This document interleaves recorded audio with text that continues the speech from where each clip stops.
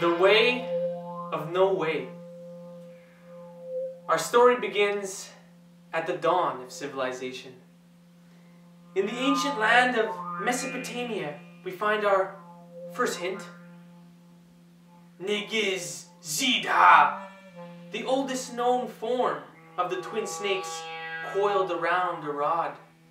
This deity was worshipped by a group of high priests that were sent to uphold the cultural and religious traditions. They would live in temples devoted to this deity.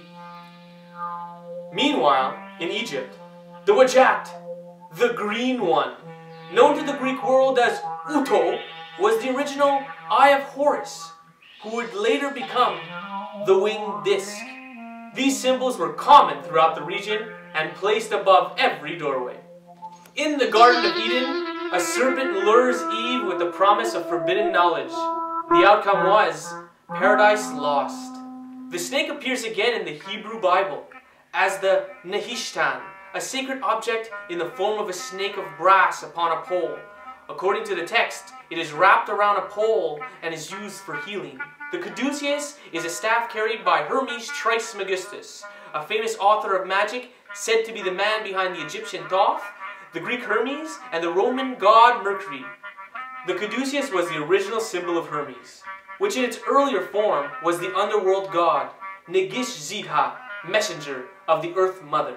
Some may write this off as mere myth, but these people were onto something.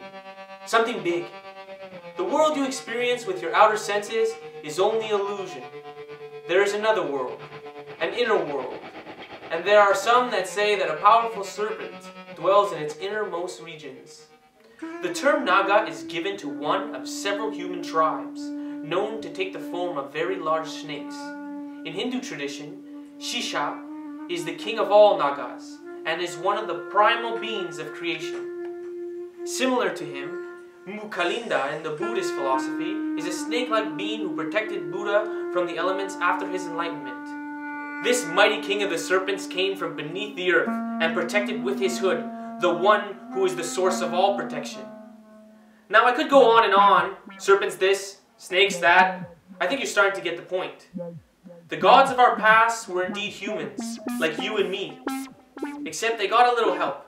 Case in point, Spanish chroniclers claim that Francisco Pizarro and his men were greeted as gods, varacoches, because of their light skin and beards. Many of the South American gods were depicted and described as bearded travelers, come to teach higher knowledge. The well-known rainbow serpent Quetzalcoatl is no exception. So what am I trying to say? Well, you're just gonna have to stay tuned.